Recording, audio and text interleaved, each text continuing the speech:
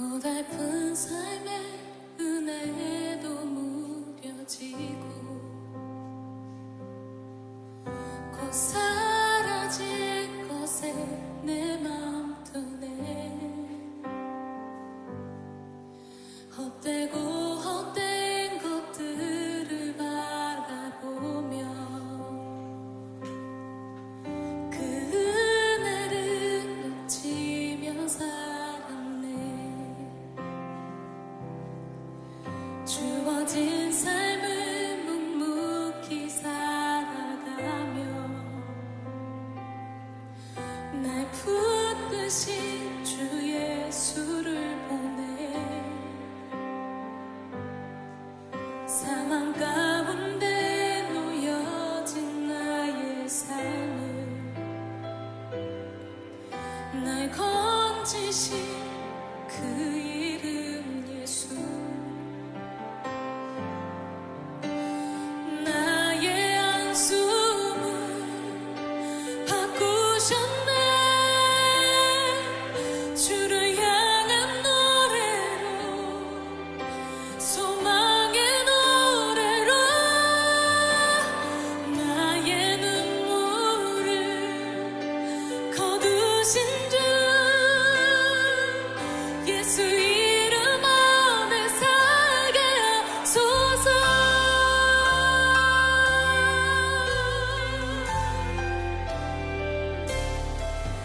고달픈 삶의 은혜도 무뎌지고 곧 사라질 것에 내 맘 두네. 헛되고 헛된 것들을 바라보며 그 은혜를 놓치며 살았네. 주어진 삶을 묵묵히 살아가며 날 붙드신 주 예수를 보내.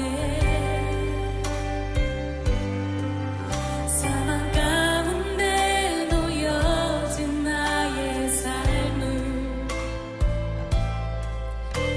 건지신 그 이름 예수. 나의 안숨을 바꾸셨네.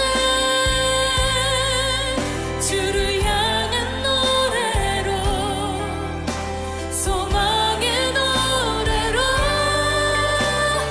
나의 눈물을 거두신 주 예수 이름 안에 살게 하소서. 나의 눈숨을 나의 안숨을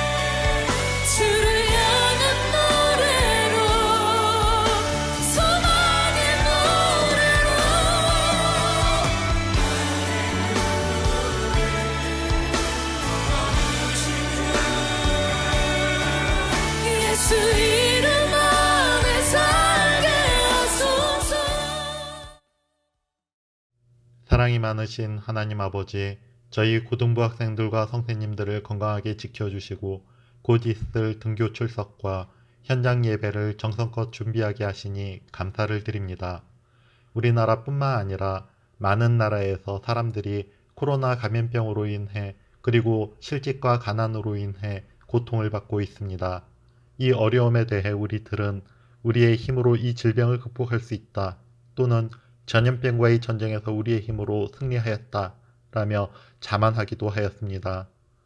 또 부주의한 실수를 저지르고는 다른 사람과 환경을 탓하며 정작 스스로의 잘못은 뉘우치지 않았습니다. 눈앞의 이익과 조급함에 취해서 다른 사람의 안전에 무관심한 모습을 드러내기도 했습니다. 우리가 우리 죄를 깨닫고 돌이키지 않으면 이 어려움이 계속 되풀이될 수밖에 없음을 분명히 목격하고 있습니다. 그러함에도 죄와 자만과 잘못된 간섭을 끊임없이 반복하는 우리들의 어리석음을 용서해 주시옵소서. 인간이 만든 격리된 성벽에만 의존하며 아무것도 하지 않는 포기된 삶에서 우리를 회복시켜 주시기를 바랍니다. 하나님께 의존하고 다른 사람을 배려하며 그리고 우리의 행동을 항상 주의하며 주님께서 보내신 곳에 가서 저희에게 맡기신 일을 최선을 다해 수행할 수 있도록 우리를 인도하여 주시옵소서. 저희 고등부 학생들과 선생님들이 자신의 학업과 임무를 수행할 때 주님께서 지혜와 힘을 더해 주실 것을 믿습니다. 이 시간 주의 말씀을 전하시는 목사님과 함께 하여 주시옵소서. 예배를 통해 저희가 하나님과 동행하는 삶을 살 수 있는 은총을 내려 주시옵소서. 사랑이 많으신 우리 주 예수 그리스도의 이름으로 간절히 기도드립니다. 아멘. 오늘 우리에게 주신 하나님의 말씀은 고린도후서 12장 1절부터 10절까지의 말씀입니다. 무익하나마 내가 부득불 자랑하노니 주의 환상과 계시를 말하리라. 내가 그리스도 안에 있는 한 사람을 아노니 그는 14년 전에 셋째 하늘에 이끌려 간 자라. 그가 몸 안에 있었는지 몸 밖에 있었는지 나는 모르거니와 하나님은 아시느니라. 내가 이런 사람을 아노니 그가 몸 안에 있었는지 몸 밖에 있었는지 나는 모르거니와 하나님은 아시느니라. 그가 낙원으로 이끌려가서 말로 표현할 수 없는 말을 들었으니 사람이 가히 이르지 못할 말이로다. 내가 이런 사람을 위하여 자랑하겠으나 나를 위하여는 약한 것들 외에 자랑하지 아니하리라. 내가 만일 자랑하고자 하여도 어리석은 자가 되지 아니할 것은 내가 참 말을 함이라. 그러나 누가 나를 보는 바와 내게 듣는 바에 지나치게 생각할까 두려워하여 그만두노라. 여러 계시를 받은 것이 지극히 크므로 너무 자만하지 않게 하시려고 내 육체에 가시 곧 사탄의 사자를 주셨으니 이는 나를 쳐서 너무 자만하지 않게 하려 하심이라. 이것이 내게서 떠나가게 하기 위하여 내가 3번 죽게 간구하였더니 나에게 이르시기를 내 은혜가 내게 족하도다. 이는 내 능력이 약한 데서 온전하여짐이라 하신지라. 그러므로 도리어 크게 기뻐함으로 나의 여러 약한 것들에 대하여 자랑하리니 이는 그리스도의 능력이 내게 머물게 하려 함이라. 그러므로 내가 그리스도를 위하여 약한 것들과 능력과 궁핍과 박해와 권고를 기뻐하노니 이는 내가 약한 그때에 강함이라. 여러분 할렐루야. 여러분 한 주간도 잘 지냈죠? 한 주간 어수선하지만 그래도 하나님 믿고 그리고 말씀 붙잡고 승리했으리라 믿습니다. 이제 고3 중심으로 해서 다음 주면 거의 다 개학을 하는 것 같아요. 분위기로 봤을 때는 격주로 이렇게 최대한 수업을 진행하는 것 같은데, 물론 저기 뭐 부천이나 인천 같은 경우는 지금 뭐 등교하자마자 뭐 확진자가 생겨서 뭐 이렇게 갑자기 뭐 등교가 다시 취소되거나 뭐 이런 일이 있었지만 다행히 춘천에는 아무런 문제가 없는 것 같아요. 그래서 계속 오프라인 수업이 진행되고 있는 것 같은데 이제 여러분들 우리도 이 고등부 예배도 다음 주 6월 첫째 주부터 오프라인 예배로 진행을 하려고 합니다. 이제 온라인 영상 예배로만 드리는 예배는 오늘로 끝이 되고요. 다음 주부터는 오프라인 예배와 실시간 온라인 예배로 진행을 하려고 합니다. 물론 조심스러워요. 그렇기 때문에 여러분들의 기도가 더 필요합니다. 이 조심스러운 상황과 환경 가운데서 우리가 아무런 문제 일으키지 않고 일어나지 않고 다시 한번 뜨겁게 예배에 집중할 수 있는 그런 우리 고등부 예배가 될 수 있도록 여러분들 끝까지 함께 기도로 동참해 주시면 감사하겠습니다. 이제 목사님 아들이 이제 올해로 5살이 됐어요. 지금까지 이제 가정 어린이집을 다녔어요. 여기 앞에 뜰 한 채에. 그 가정 어린이집은요 4살까지밖에 못 다녀요. 그래서 5살이 넘어오면서 이래저래 이제 유치원도 알아보고 그리고 7살까지 다닐 수 있는 어린이집을 알아봤어요. 그 중에서 한 유치원을 갈 수 있게 되었어요. 감사하게. 그래서 이제 등원을 해야 되는데 이제 입시 설명회도 다 끝났거든요. 근데 이 등원을 해야 되는데 문제는 그때 코로나가 빵 터져버린 거예요. 이제 새로운 환경에 적응을 해야 되는데 3개월 동안 졸지에 엄마 아빠하고 같이 있게 되어버렸죠. 근데 문제는 뭐냐면 이제 지난 수요일부터 이 친구가 다니기 시작을 했거든요. 근데 모든 게 다 낯선 거예요. 유치원이라는 공간도 낯설고요. 새롭게 만나야 될 선생님도 낯설고 새롭게 만나야 될 친구도 낯설고 그리고 지금까지는 목사님이나 목사님 사모님이 이제 어린이집까지 이렇게 등원시키고 하원시켰거든요. 근데 지금은 또 유치원 차라는 유치원 차를 타고 또 등원을 하고 하원을 해야 되는 그런 낯선 환경에 처해지다 보니까 목사님 아들이 이제 등원을 할 때마다 계속 울어요. 물론 이제 3일밖에 되지는 않았지만 계속 울면서 등원을 합니다. 가기 싫다고. 근데 여러분들 그 모습을 봤을 때 부모로서 마음이 어떨 것 같아요? 정말 찡해요. 정말 어떻게 보면은 뭐 불쌍히 보이기도 하고요. 애잔한 그 마음이 들기도 하고요. 그래도 어떡하겠어요? 가야만 되기 때문에 보내죠. 그리고 하루 종일 그런 생각을 합니다.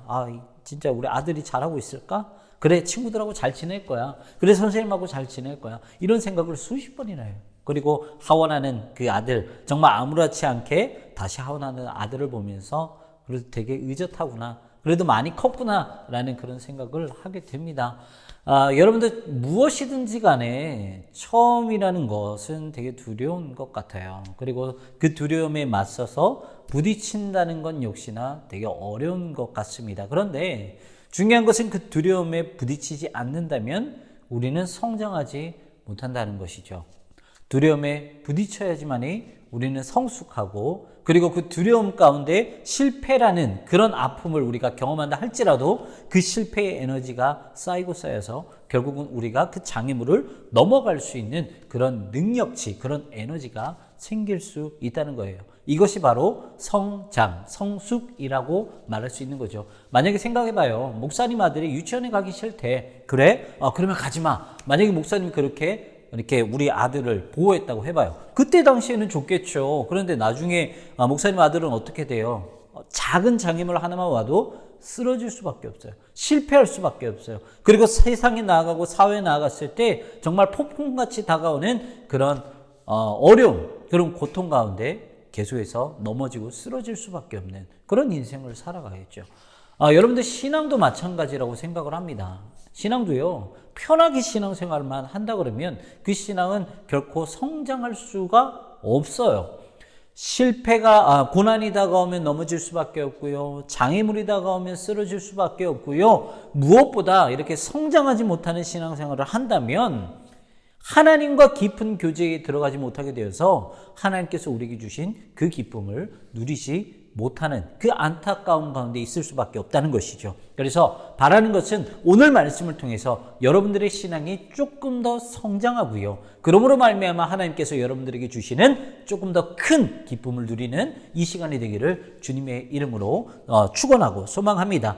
자, 오늘 본문의 말씀은요, 사도 바울이 복음을 전할 때 무엇을 붙잡았는지 가장 본질이 되는 그 말씀을 기록을 하고 있습니다. 자, 오늘 본문의 1절부터 5절까지의 말씀을 보면 어떤 내용이 기록이 되어 있냐? 사도 바울이 경험했던 그 환상, 어마어마한 그 환상, 신비한 환상에 대해서 설명을 하고 있어요. 여러분들 이 말씀을 보면 우리가 약간 고대 근동의 히브리인들, 고대 근동의 그런 사람들이 어떠한 우주론을 가지고 있었는지, 하늘에 대해서 어떠한 생각을 가지고 있었는지 잠깐 우리가 알아볼 필요가 있어요. 고대 근동의 우주관, 이 사람들은 어떻게 우주를 생각을 했느냐? 보통 하늘을 3층으로 구성이 되어 있다고 생각을 해요. 여러분들 여기서 여러분들 조금 더 알아야 될 것이 무엇이냐면, 우리가 성경이 하나님의 말씀이라고 해서 어떤 진짜 세상에 없는 독보적인 이야기만 기록되어 있는 것이 하나님의 말씀, 성경이라 생각을 하면 큰 오산, 큰 착각이라는 것이죠. 왜냐하면 하나님은요, 온 세계 인류 만물의 하나님이세요. 그래서 하나님은 성경을 기록을 하실 때, 그리고 하나님은 이제 역사를 일으키실 때 무엇을 사용을 하시냐? 온 세상에 있는 그 모든 것들을 다 사용하실 수 있다는 거예요. 문화를 사용할 수도 있고요. 배경을 사용할 수도 있고요. 그 나라의 어떤 한 나라의 역사를 사용할 수도 있다는 거예요. 어쨌든 그런 의미에서 봤을 때 고대 근동의 사람들은 하늘을 어떻게 3층으로 나눴냐? 첫 번째 하늘, 1층의 하늘은 그냥 해, 달, 별이 있는, 우리가 눈으로 볼 수 있는 그 하늘을 첫째 하늘이라 표현을 했어요. 그리고 둘째 하늘은 무엇을 말하느냐? 물로 가득 찬 하늘을 둘째 하늘이라고 생각을 했습니다. 그리고 오늘 본문에 사도 바울이 갔던 그 3층 천, 바로 셋째 하늘은 누가 존재를 했느냐? 바로 신과 천사들이 존재한 하늘이 바로 셋째 하늘이라고 그들은 믿고 생각을 했다는 것이죠. 사도 바울은요, 오늘 본문에 1절부터 5절까지 그것을 고백을 합니다. 야, 내 3층전까지 나는 올라가 봤어. 이런 거룩한 경험을 해봤어. 라고 먼저 기록을 합니다. 그런데 중요한 것은요, 5절 마지막 뒷부분에 보면 이 사도 바울이 자신이 했던 그 신비적인 체험, 이것을 말을 하면 그 누구든지 간에 혹해서 사도 바울을 따를 수밖에 없는 그 신비적인 체험을 말을 했음에도 불구하고 그 셋째 하늘에 올라간 신비적인 체험을 자랑하지 않고 사도 바울은 무엇을 자랑했느냐? 바로 약한 것들, 자신의 연약함을 자랑했다는 거예요. 이게 매우 중요합니다. 그렇다면 사도 바울이 고백한 그 연약함은 무엇일까? 7절을 보면 이렇게 두 가지로 표현을 하고 있습니다. 육체의 가시, 그리고 사탄의 저주라고 기록을 하고 있어요. 많은 신학자들이 이렇게 추론하고 있습니다. 바울이 어떠한 병을 가지고 있었을까? 바울은 평생 안질이라는 그 병, 아니면 혹은 간질이라는 병을 가지고 있었을 것이다 라고 추측을 하고 있습니다. 어찌되었든 간에 이것이 안질이 되었던 아니면은 간질이 되었던 간에 중요한 것은 사도 바울은 자신이 평생 가지고 있는 이런 병 때문에 자신의 몸이 힘들었을 뿐만 아니라 하나님의 사역을 감당하는데 아주 큰 방해가 되었다라는 것이죠. 그래서 사도 바울은요, 오늘 본문에도 기록이 되어 있지만 하나님 이것을 제발 좀 고쳐주세요 라고 3번씩이나 간구하며 나아갑니다. 목사님이요, 최근 몇 달의 그런 경험을, 이제 이런저런 경험을 해봤을 때, 사람에게 가장 중요한 것이 무엇일까라고 생각을 해봤을 때, 건강인 것 같아요. 목사님의 아버지가 이렇게 큰 수술을 하셨는 것부터, 그리고 목사님 자녀들이 정말 진짜 짜잘하게 감기 걸리거나 열이 나거나 이런 그런 작은 아픔까지 모든 아픔들을 봤을 때 목사님이 원하는 것은, 목사님이 생각에 가장 중요한 것은 그냥 사랑하는 가족, 사랑하는 나의 사람들이 그냥 건강한 것이 가장 큰 기쁨이겠다, 이런 생각이 좀 문득 들더라고요. 아마 바울도 그랬을 것 같아요. 여러분들 사람이 아프면, 여러분들도 한번 아파봤잖아요. 그냥 감기 몸살만 걸려도 그냥 만사가 귀찮아요. 그리고 정신적으로도 점점 힘들어지고요. 마음으로도 점점 힘들어져요. 사도 바울도 그랬을 것이란 말이죠. 마음이 얼마나 힘들었을까? 육체적인 고통이 얼마나 힘들었을까? 그리고 무엇보다 좀 전에 말씀드렸던 것처럼 하나님의 사역을 감당을 해야 되는데, 이방인의 사도로서 하나님의 사역을 감당해야 되는데 계속해서 이러한 아픔이 드러날 때마다 얼마나 고통스러웠을까? 이런 생각이 들었다는 것이죠. 그래서 사도 바울은 3번이나 간구를 한 겁니다. 그런데 중요한 것은 사도 바울은요, 이렇게 3번이나 간구한 것으로 자신의 연약함이 있으니까 하나님 나를 좀 제발 고쳐주세요 라고 고백했던 그 고백으로 그치지는 않았다는 거예요. 자, 목사님 딸이요, 이제 14개월 됐어요. 이렇게 어린 아이들은요, 되게 원초적일 수밖에 없어요. 1차원적일 수밖에 없어요. 그냥 배고프면 울고요, 기저귀 갈아달라고 울고요, 졸리다고 울어요. 이렇게 울 수밖에 없는 거죠. 왜? 울어야지만이 부모님이 나에게 관심을 갖고 지금 내가 가지고 있는 문제들을 해결해 줄 수 있기 때문이에요. 자, 우리가 기도드릴 때도 마찬가지예요. 우리의 고난을 가지고 우리의 문제를 가지고 하나님께 기도드린 건 매우 중요합니다. 그런데요, 여기서 우리가 그쳐서는 안 된다는 거예요. 우리가 그냥 단지 하나님 내 문제를 가져가 주세요. 내 고통을 해결해 주세요. 라고 그냥 그치는 기도만 한다면 마치 14개월밖에 되지 않은 이 어린아이가 우는 것처럼 그저 칭얼거리는 그런 신앙이 될 수밖에 없다는 거예요. 그저 칭얼거리는 신앙, 칭얼거리는 믿음일 수밖에 없다는 것이죠. 오늘 본문의 9절을 보면 사도 바울은요 3번 간구했을 때 참 기가 막힌 것은 하나님 제발 고쳐주세요. 하나님 사역을 해야 되는데 제가 가지고 있는 이 병 때문에 너무 힘들어요 라고 고백을 했음에도 불구하고 이 주님은 뭐라고 말씀하시냐면 내 은혜가 내게 족하다라고 말을 해요. 너무 잔인하시죠. 그렇죠? 만약에 이 칭얼거리는 신앙을 가진 이 성도들, 그런 사람들이 이 말씀을 들었다?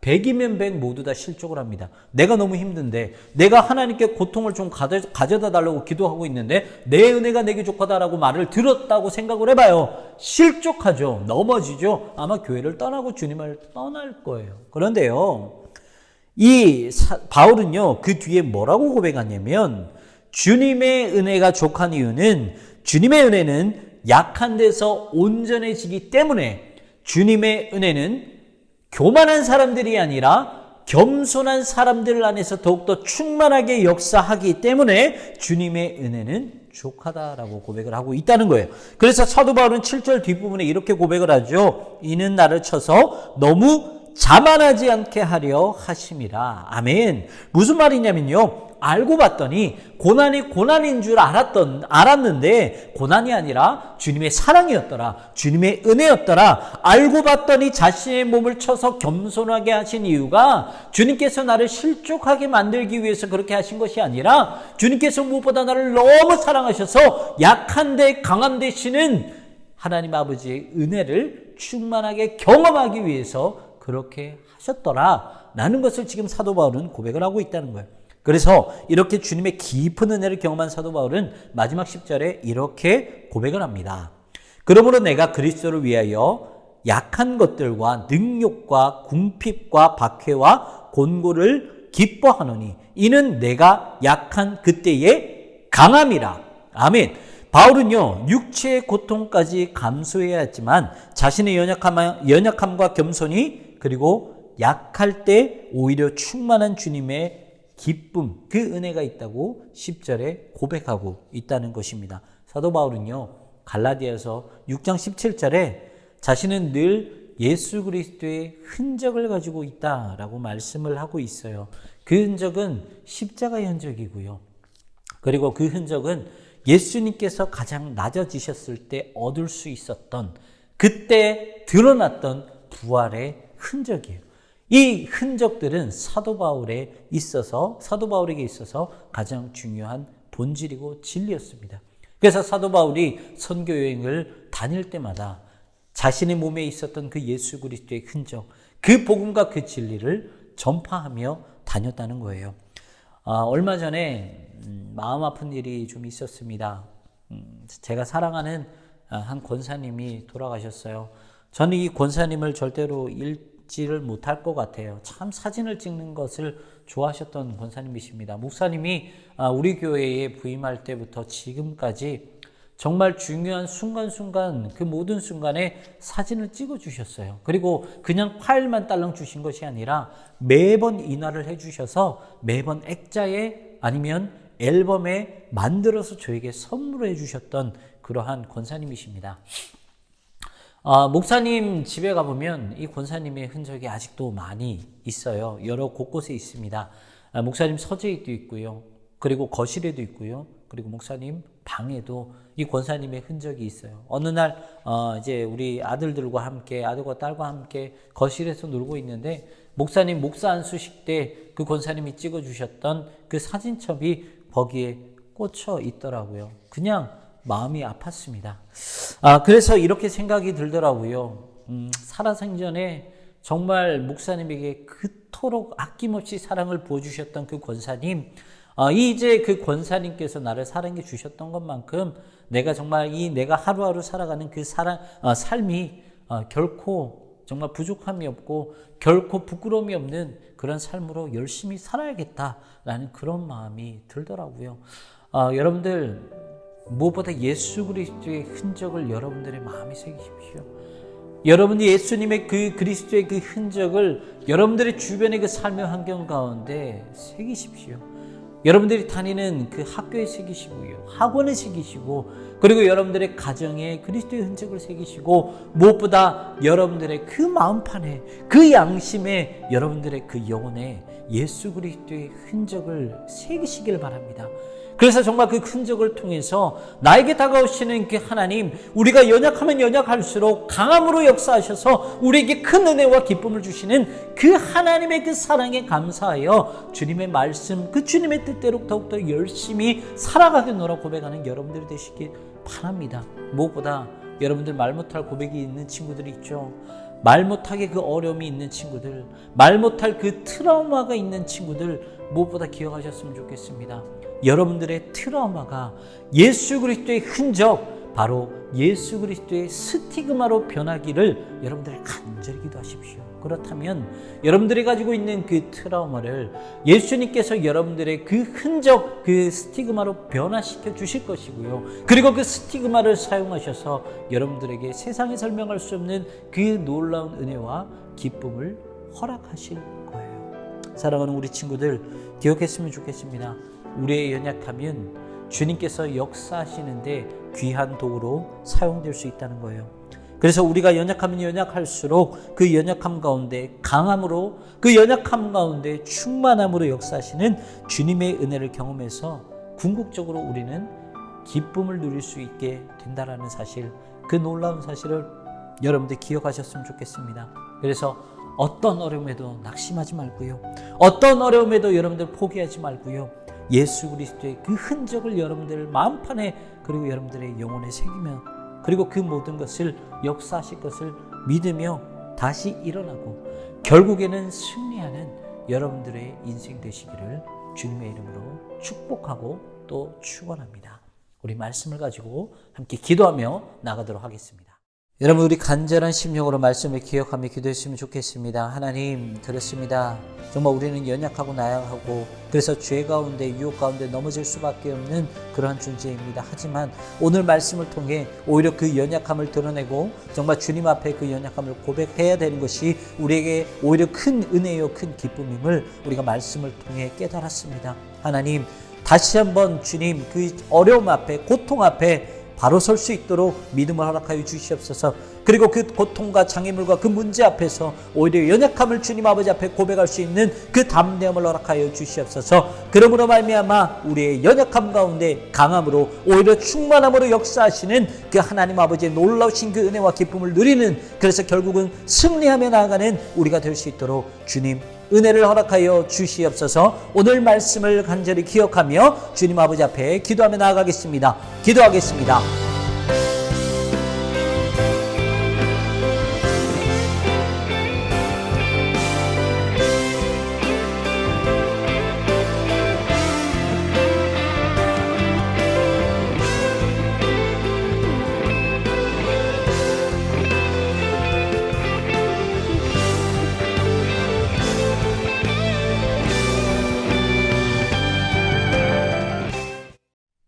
우리 마지막으로 축도로 오늘의 예배를 마치도록 하겠습니다. 지금은 우리 주 예수 그리스도의 은혜와 하나님의 변함없으신 사랑과 성령님의 내주교통 위로하심과 역사 충만하심이 연약함 가운데 은혜 충만함을 경험하며 겸손을 통해 역사하시는 주님 때문에 기쁨을 고백하기를 소망하는 사랑하는 모든 고등부 친구들과 선생님들 위해 이제로부터 영원까지 함께 하시기를 축원하옵나이다. 아멘.